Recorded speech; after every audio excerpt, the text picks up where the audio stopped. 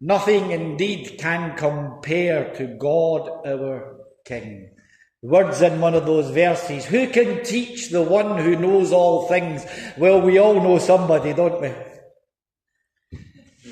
This difficult, mixed up chapter 14 of Romans is really about the fact that we have got many things that we can look down on people for and judge people over and so on and so forth. But Christ died for each and every one. And who are we to think we know better? But let's just be clear. We're not talking about every idea, whim and feeling that any person has. We're talking about that which is in line with the very truth of the Holy God. We're talking about different levels of faith that people may find themselves in. We will look at this as we go through. Also, before I forget, I think Sheila said to me this morning with the handout we give each week, it's only just this little paper this week, and Sheila says, are we economising this week? Although I know that you enjoy it, you find it helpful to have the sermon notes, a little flashpoint. I didn't do it this week because in truth, even until my morning walk this morning, I wasn't convinced what I was going to say. Probably still am, so we'll wait and see what happens. That was why, Sheila. Is that okay? But we need to set the chapter in its right context. It's about dividing and destroying, Satan at work, rather than what we should be doing, building and encouraging, edifying each other. And I find it helpful as that, yes, even here in Sheffield, even in September, I managed to have some time to sit on the reclining chair in the sunshine in the garden yesterday. I was deeply troubled. I have been deeply troubled for days, and seriously have been deeply troubled for days on how I was going to address this chapter. Was I going to do the chapter? Was I going to do a few verses? What was I going to say? And the Spirit came and said, just consider this for a second, son. Consider the writer of the passage, the Apostle Paul. Consider who he was, where he's coming from, his mindset, who he became in the new creation. Consider all of that. Puts it a bit more light in its context, if you will. Paul was a Jew, a strict Jew. Up-and-coming star of the Jewish world. He held fast to the very letter of every one of their laws and traditions. He was a fierce opponent of the gospel and the church. Then we have the Damascus Road experience. Just look at the heading up there. Finding the balance and those scales, freedom and love. Paul was set free on that Damascus road, free from the chains of the law, free from the chains of the tradition and the religion and everything else, and into the glorious love of God. But this chapter tells us you need to find a balance between the two. You can't use your freedom to just go off and do whatever you like and then look at other people who are maybe, and so it goes. Of course, throughout the letter, he is appealing to the Jews. At the same time, he's holding the gospel up to them. Remember, in chapter 1, I am not ashamed of the gospel. It is the power of God, nothing else. Make your way through the wonderful things Paul says in the letter of Romans. Who can forget Romans chapter 8? What can separate us from the love of God and many wonderful things? And Paul holds all of these things up next to the law and their traditions and their culture and their religion and their heritage. And he continues to tell them the truth of God, about his word, about God's nature. And holding these themes up, he very firmly believed that he was superior to the likes of you and I. We were filthy, we were dirty, we were the scum of the earth, because he was a Jew, and not just any Jew, he was a Pharisee. And now in this passage he's saying, none of that. You are no more superior or less superior. You are no more equal or less equal than I am. And this is Paul saying this. Verse 19 in the passage, in the chapter, is the key.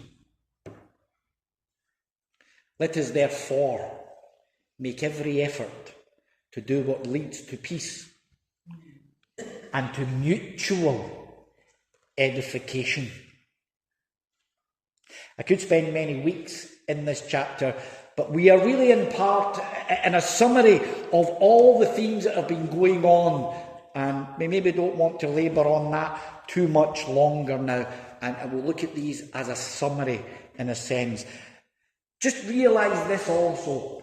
The Bible, when it was written, it wasn't written. Paul, if we use this letter as an example, Paul didn't sit down and say, okay, chapter 1, verse 1. He just went. He was right. How often have you written a letter, or in modern day sense, written an email to someone and begun chapter 1, verse 1? We don't, and neither did he.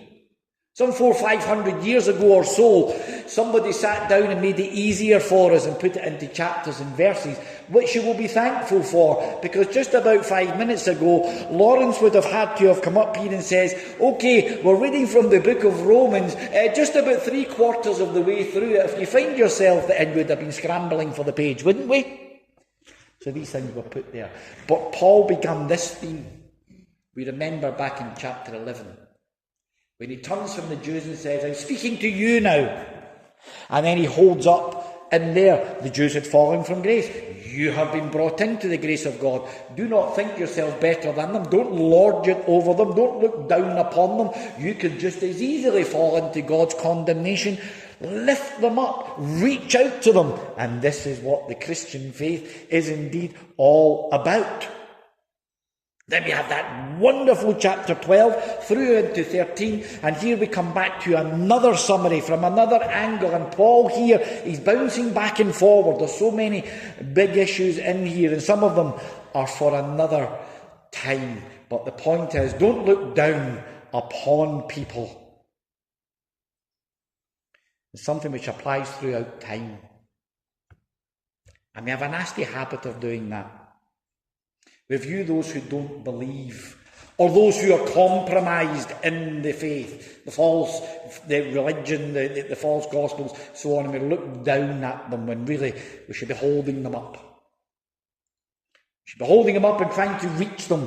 They are simply poor, deceived, lost souls, I say it again, and they're no different from what you and I once were, and could at any time be in danger of falling into, but for the grace of God.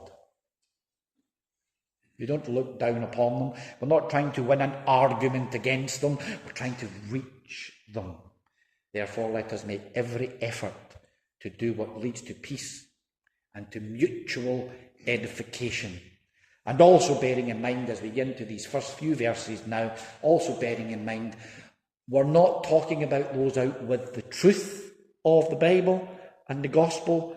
We're addressing here in this letter those within the truth, but just as little Bo is, 8, 9, 10-year-old Bo? 9-year-old, whereas Ken is older than 9, and we'll just leave that at that. And we're all at different levels of our journey. You see? And we grow and we hold each other up. So let's go, verses 1 to 3, and we'll bounce back and forward round the verses. Except the one whose faith is weak, without quarrelling over disputable matters. One person's faith allows him to eat anything, but another, whose faith is weak, eats only vegetables. The one who eats everything must not treat with contempt the one who does not, and the one who does not eat everything must not judge the one who does, for God has accepted them. And we see a key in there also, because Paul addresses both. What Paul does not say is, Ken, you are mature in the faith, don't look down at Bo because he's weak. And he doesn't neither say Bo and vice versa, because both sides, no matter what point you're holding and what point of the journey you're in, you think you're right. Am I right? Nobody going to agree with me? Yes. Just watch Angie and I have an argument. We both know we're right. Whatever point you're at, this is what you believe. You believe you're right, and if you're right and you're the strong one, the other one is the weak. So the principle is applying to both. You see? I would love to say it is a passage against vegetarians and vegans, but unfortunately it's only an illustration. I can't slander the veggies. It's figurative language, it's an illustration. Put it together with 5 and 6, and if you read verses 5 and 6, I'll just scan through it, and it talks about holding special days and sacred days. Some do, some don't, some believe that every day is equally special in the Lord, and so it goes on, and Paul applies the same principle. Okay? In 1 Peter chapter 2, we see Peter talking about the same thing.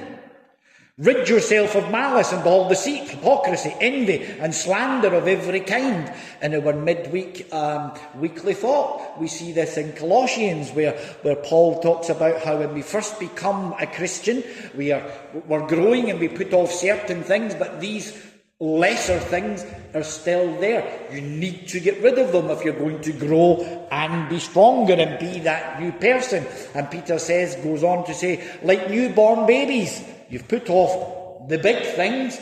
Now let's address the next things. If you are to grow, you crave pure spiritual milk so that you may grow up in your salvation, but you have tasted that the Lord is good, and it's time for spiritual meat. And this is how we grow. And that is the point that Paul is making. Okay? He's talking to people of the truth at different levels. It'd be helpful for us at this point to ask why a Christian would be weak, and it will give us more of an understanding. And as I've already just suggested, maybe they're young in the faith and have much to learn. And when we're young in anything, particularly when we come to Christ and then we read a verse and we go, whoa! And we run out and tell everybody, and then somebody like me will say, yes, but, and you can see it in their eyes, don't you say but to me. And because we're filled with passion and vigour, and we can be reluctant to let go of that big powerful thing we've just learned, but we need to grow. Another suggests that a Christian could be weak because they are sick. By that we mean spiritually sick, because they have been caught up with false teachings, other appealing ideas, those little deceiving, tempting thoughts from Satan that sounds good, sounds like God, but not quite, or caught up in church traditions and rituals and so on. This would make us weak. Another says maybe they're malnourished or underfed, which would be because of a lack of good, solid teaching. Paul says in verse 1 there, accept the one whose faith is weak, without quarrelling over disputable matters. Because there are some things we don't need to completely agree upon. They can apply at different points of our journey, or our salvation just doesn't hang on them. Why are we tearing the church apart over them, is what Paul is saying. And we do, and we have done for so long. And all we do is divide the church, make it weaker, and push people away. Stupid. It is stupid, and we don't want to do it. Let's fast forward into verses 15 to 16. See the next point that Paul is making. If your brother or sister is distressed because of what you eat, again, see the illustration, not the actual food, you are no longer acting in love. If you're imposing yourself too firmly, rather than gently trying to reach out, and you're bullying or you're intimidating or you have a fight now, not a discussion. Do not by your eating destroy someone from whom Christ died. Be gentle. Be patient.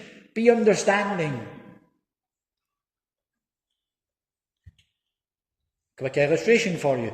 My middle daughter is a vegan. Oh. Whenever you hear me say Sarah's coming, pray for me. She's a vegan. When we eat together, I cook food for Angie and I, proper food. And I cook food for Sarah, vegan food. Now, she doesn't force her diet upon us. I mean, she does stand over the cooker saying, Dad, don't put that spoon in my food, it's been in yours, and things like that. But she doesn't force her diet upon us. And we don't force ours upon her, and we sit and we share together. If we did, it would be war. And that applies to everything and anything. Division, problem, not good. And then in verse 20-21, we carry on the same theme. Do not destroy the work of God for the sake of food. All food is clean, but it is wrong for a person to eat anything that causes someone else to stumble. It is better not to eat meat or drink wine or to do anything else that will cause your brother or sister to fall. Now, we need to pause here for a second and just hold up. Because when we read this, suddenly we're in trouble until we understand. Paul is not saying, do not do this because, Sylvia doesn't like it, so you must abandon it. Because suddenly Sylvia's got a whole lot of power and she's dictating what I think and what I... This is not what we're saying. We're talking about compromise. And not compromising the faith. Sylvia and I, we don't have this, but I'm just using Sylvia as an illustration. Sylvia and I, we are in the truth. We walk together. We may disagree on something, but we're not going to go to war on it. She's not going to stop me believing what I believe, and I already know I'm not going to stop her believing what she believes either. And that's okay if it's in the truth. But we must not let that passage then say, well, this is what I believe. Your belief offends me, so you better stop. Because that's not what he's saying. Okay? Very important that we understand that. We have so many contexts of even just Paul's own writing where he says, don't be compromised by this. Don't be involved with these people. Don't go down that road. And so on and so forth. And also in the context of this, Paul permits us to cater for, to reach out to the Jew, the circumcised, but says you don't need to be circumcised. So you need to be careful in understanding the language. The instruction is to both sides. So we're not imposing ourselves. You must not use that power to go in and say, well, I'm offended by what you believe, so stop it. If we're in the truth, we're in the truth. We may be at different points in our journey. We must not let these things tear us apart. That's the point, okay? We're going to have a quick look at verses 7, 8 and 9. See a different subject. None of us lives our lives for ourselves alone. None of us dies for ourselves alone. If we live for the Lord. If we die for the Lord. So whether we live or die, we belong to the Lord. For this very reason, Christ died and returned to life, so that he might be the Lord of both the dead and the living. Then we have 13 and 14. Therefore, because Christ died for us all, and we are in the truth, we are walking together and we're living for Christ, whatever part of the journey we may be at. Therefore, let us stop passing judgment on one another, looking down with condemnation. Instead, make up your mind not to put any stumbling block, not to have this big thing as a be-all and end-all, and then we are at war. And he goes on. Remember again, it's important to repeat this. We're talking about sincere, genuine, born-again Christians journeying together. We may have little differences. We can't let the falls come in. It does not apply here in any way, shape or form. Okay? So please remember that. There's something else running through this chapter. Huge issue in the Christian world. And I'm not going to spend a lot, it's a subject for another time, but just to set it in its tone because it's there. Put your eyes to verse 4. Who are you to judge someone else or someone else's servant, their own master? To their own master servants stand or fall, and they will stand, for the Lord is able to make them stand. We answer to God, and it's not for you to judge. If we're in the truth, we have little differences. But go to verse 10 through to 12. You then, why do you judge your brother or sister? Why do you treat them with contempt? We will all stand before God's judgment seat. And so it goes on. This is not telling us about this silly, stupid, weakening, damaging, false teaching that thou must not judge. Because the Bible nowhere tells you you must not make judgments, because that's just stupid and unbiblical. Sally got up this morning and made a judgment as to whether to come to church or not. Everything you do is a judgment. Do you choose to follow the truth of God? Everybody please nod. That's a judgment, because you're judging that the other things are wrong. Do you understand? We judge what is right from wrong, otherwise we are in big, big trouble. This teaching here is not saying you don't judge, let live and let live, let everybody know. It's not the teaching. It's not. You judge. You make a judgment in almost everything that you do, and you must judge what is right and wrong. This chapter is full of judgment.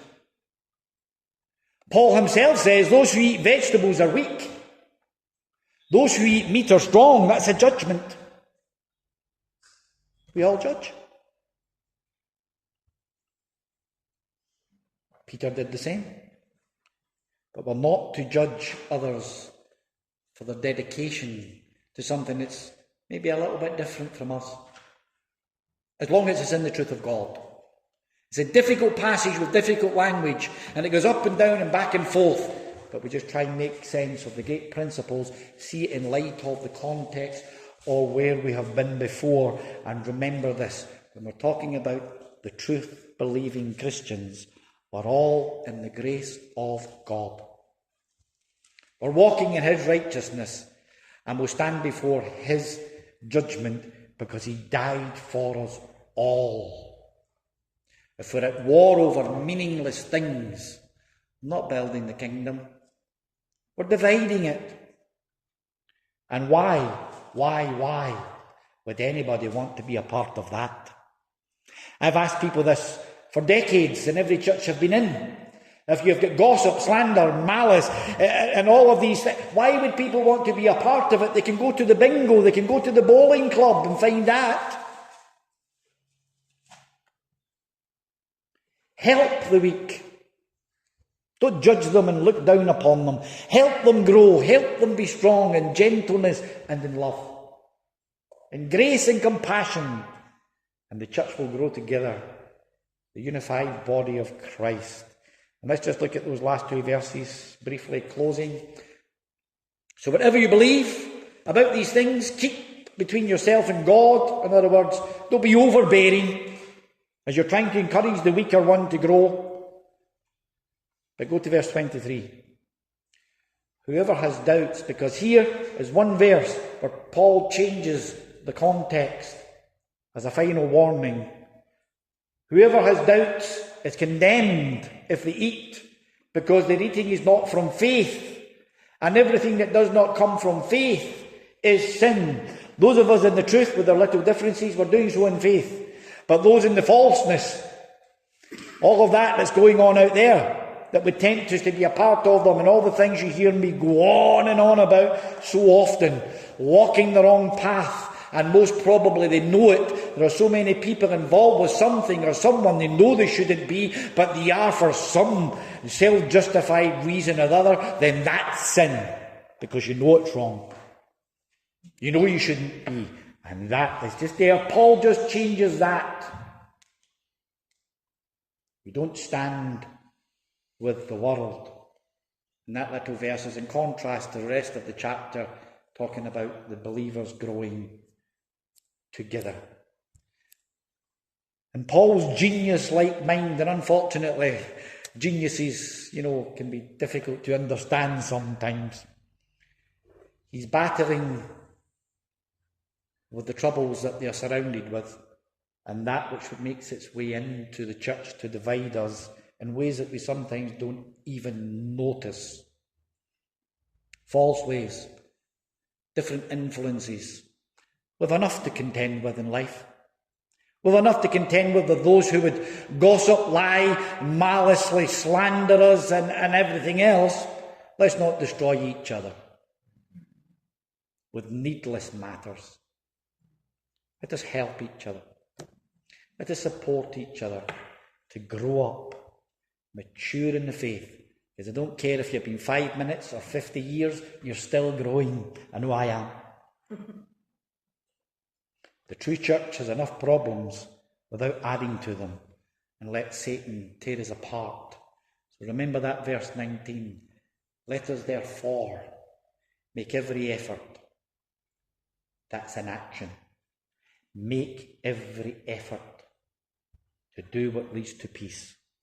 Not just my job, not just the deacon's job. It's not the person who disagrees with job. It's everybody's job.